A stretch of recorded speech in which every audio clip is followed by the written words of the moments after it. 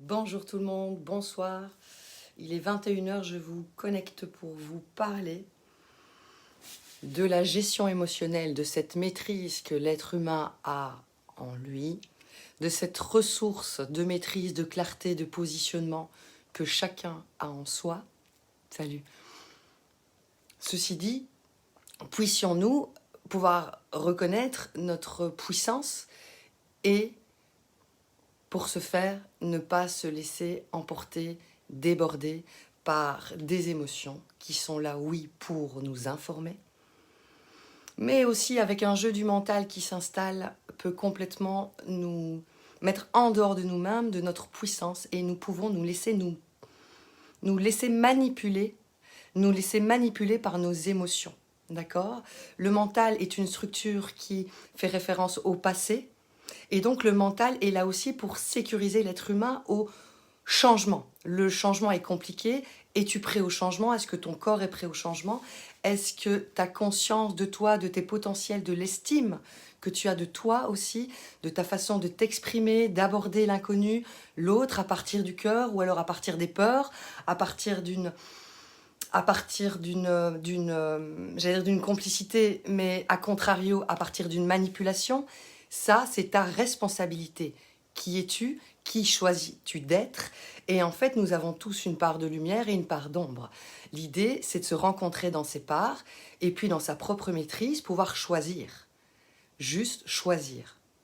D'accord? D'actionner en conscience le potentiel que nous avons. Donc la gestion émotionnelle est vraiment très très importante parce que je rencontre beaucoup de jeunes adultes et d'adolescents aussi qui se laissent emporter et manipuler comme des marionnettes par leur émotion. Donc l'émotion n'est ni bonne ni mauvaise, l'émotion est une indication, d'accord, sur le fait d'aller, de prendre cette décision et puis ne pas y aller, d'accord, ça peut être une notion intuitive aussi. Mais donc l'émotion est à reconnaître, à observer. Et puis ensemble, avec ton émotion, vous allez voir, ça c'est tout un chemin de pratique que je fais sur le groupe privé, mais aussi en présentiel. Ici, je vois beaucoup de gens qui sont pris et manipulés par leur émotion. Et en fait, ce sont des gens qui sont dans un état de peur. Quand l'être humain est dans un état de peur, c'est pas mauvais. Mais est-ce que la peur t'actionne pour le changement ou est-ce que la peur te paralyse et puis basta, tu ne peux que rester avec ta peur et puis même plus être dans ton corps, quoi. Donc ça, c'est capital parce qu'on est dans un monde qui nous demande de la clarté. On est dans un monde qui nous demande d'ouvrir son état d'esprit à pouvoir réfléchir à partir de nous-mêmes, d'accord? À partir de sa sagesse intérieure, de sa vérité propre. Il n'y a pas de vérité absolue, il n'y a pas de vérité figée. Il y a juste ta vérité et puis ton sens, le sens que tu mets dans tes actions, dans ce que tu proposes au monde, à la vie, à ta famille, d'accord? Mais puisses-tu te rencontrer et savoir qui tu es? Tu n'es pas cette émotion, tu n'es pas cette personne qui vacille avec un cœur qui palpite très fort, avec des gouttes comme ça. Ça, ce sont juste des symptômes. D'accord? Quand il y a une perte totale de gestion émotionnelle, l'être humain, quand il est dans un état de peur, c'est un être humain qui est flouté, qui ne sait pas qui il est, qui va chercher à l'extérieur des aides aussi et qui va peut-être même aller vers n'importe qui et faire n'importe quoi. D'accord? Donc moi, dans mon métier de coach, d'accompagnante et en relation d'aide, dans la continuité d'infirmière psychiatrique, c'est vraiment que l'être humain se rencontre dans ses potentiels et trouve sa propre sécurité intérieure. D'accord? Les parents sont des indicateurs et des guides. Ceci dit, devenant adultes, pouvons-nous aussi choisir nous-mêmes nos propres croyances et puis aussi peut-être déblayer de notre sac d'éducation qui peut-être ne nous sert pas aujourd'hui parce qu'il faut arrêter de continuer un chemin de vie qui peut-être n'est pas le nôtre mais fait référence aux parents et aux ancêtres, d'accord? Donc ici, en 2021, c'est vraiment un monde nouveau. Nous ne fonctionnons plus de la même manière, c'est-à-dire que l'énergie féminine est là présente, mais avec plus de conscience. La femme reprend sa place, mais la femme, c'est l'énergie féminine. Vous, hommes, vous avez aussi une énergie féminine en vous, féminine et masculine. Dans l'Orient, on va appeler ça le Tao, l'équilibre, le yin et le yang. D'accord? Moi, je pense Enfin, je pense vraiment que là, c'est une inversion d'épaule pour pouvoir aussi connecter les gens ici en Occident à leur intuition, à leur corps, d'accord, à leur sagesse intrinsèque et naturelle. En Orient, ça se fait naturellement. On va voir le médecin en Orient en prévention. On ne paye pas sa consultation, d'accord? Ici, en Occident, en francophonie, on est comme ça, avec un fonctionnement à partir du mental de il faut faire, je dois faire, si je fais pas, je meurs, si je suis pas au service, qui suis-je, etc., etc. C'est toujours vers l'extérieur. D'accord, nous avons été éduqués comme ça, ok. Maintenant, aujourd'hui, il y a des appels intérieurs. Il y a des gens qui commencent à faire des angoisses, ils savent pas pourquoi, ils ont rien vu venir. Il y a des appels intérieurs et ça veut dire quoi? Ça veut dire que le mental est une structure qui fait partie de la structure humaine. Elle fait partie du jeu, certes. Mais ton intuition fait aussi partie du jeu. Ton intuition te connecte aussi à ta sécurité intérieure. D'accord? Et elle te connecte aussi à une possibilité, et ça c'est un état d'être, de réception, de réceptivité, de recevoir des autres des nouvelles informations. Vous savez, la bonne idée au bon moment, c'est l'intuition, c'est pas le mental.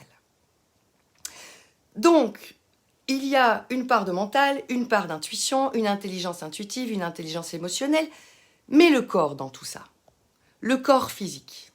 Quand émotionnellement, voilà, il y a des symptômes qui sont installés, il y a une tachycardie, donc le cœur palpite, la fréquence cardiaque augmente, ça va rapidement, on a des sueurs, donc ça c'est tous les symptômes voilà, de stress, de non-gestion de l'instant.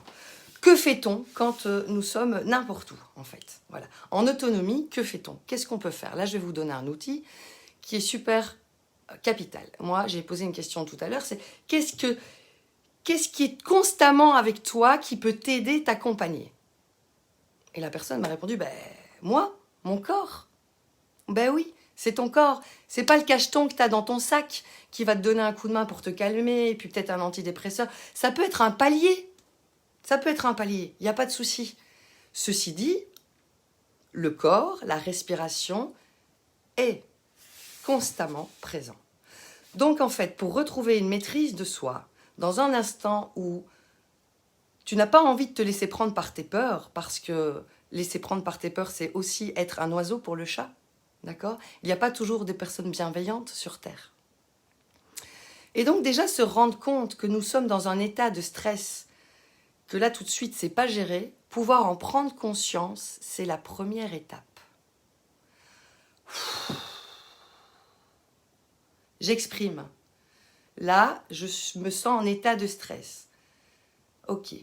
J'observe et j'émets verbalement. Mon cœur bat, la chamade. J'ai des sueurs, mes jambes tremblent, j'ai envie de m'asseoir. On exprime. On fait un état des lieux de ce qui se passe. Et puis on regarde autour de soi. Où suis-je? Voilà, d'accord?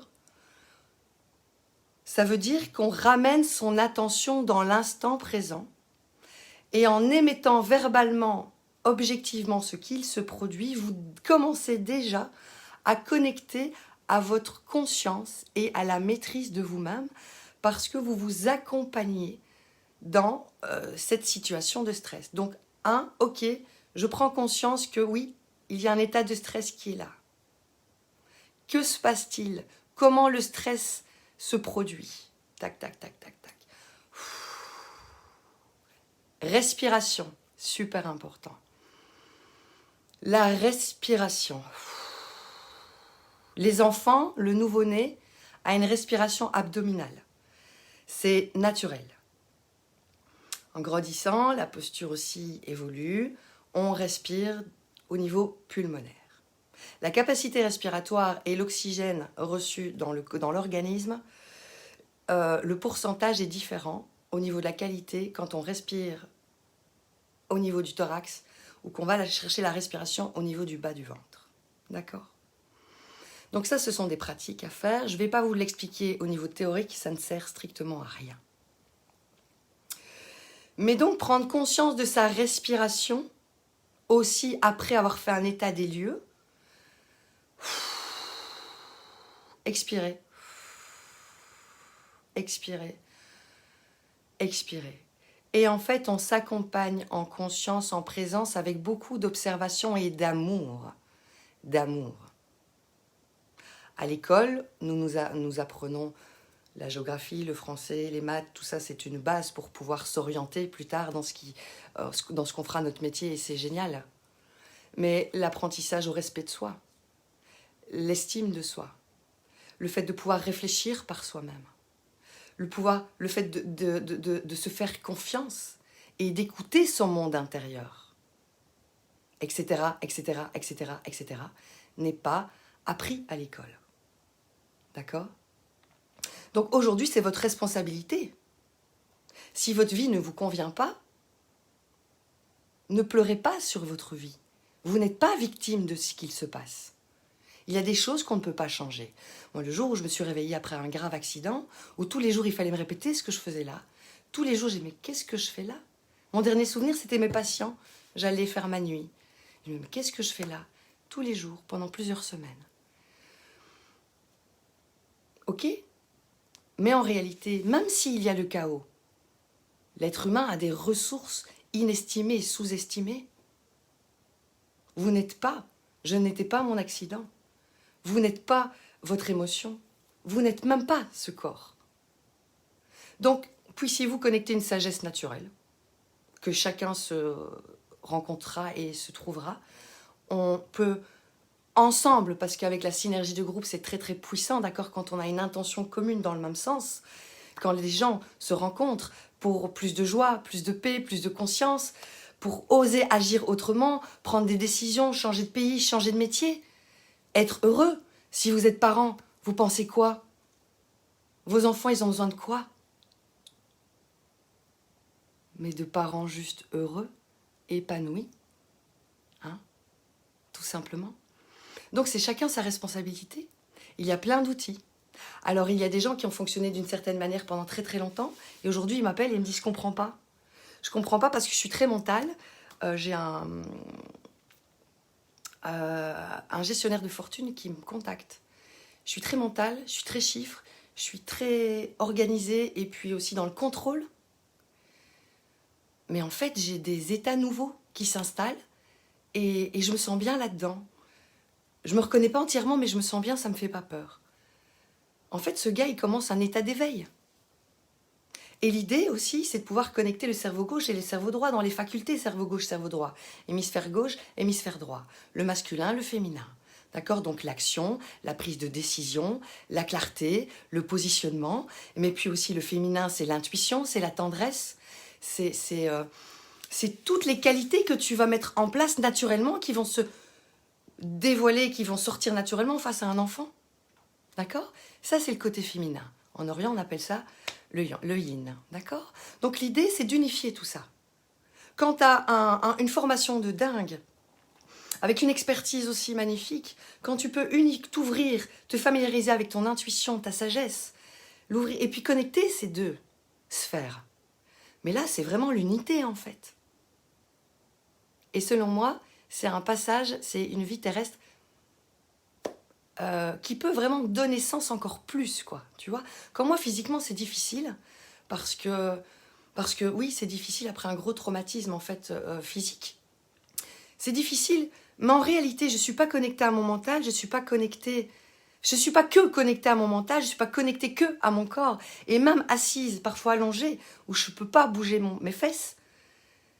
Putain, mais j'ai besoin d'avoir un stylo et un livre, parce qu'en canalisation, j'ai les informations qui arrivent, et ça informe, et je dois écrire, parce que c'est une richesse à l'intérieur qui demande à être exprimée et à être proposée, émanée, pour celui et celle pour qui ça fera sens, résonance, par rapport au chemin d'âme, au chemin de vie.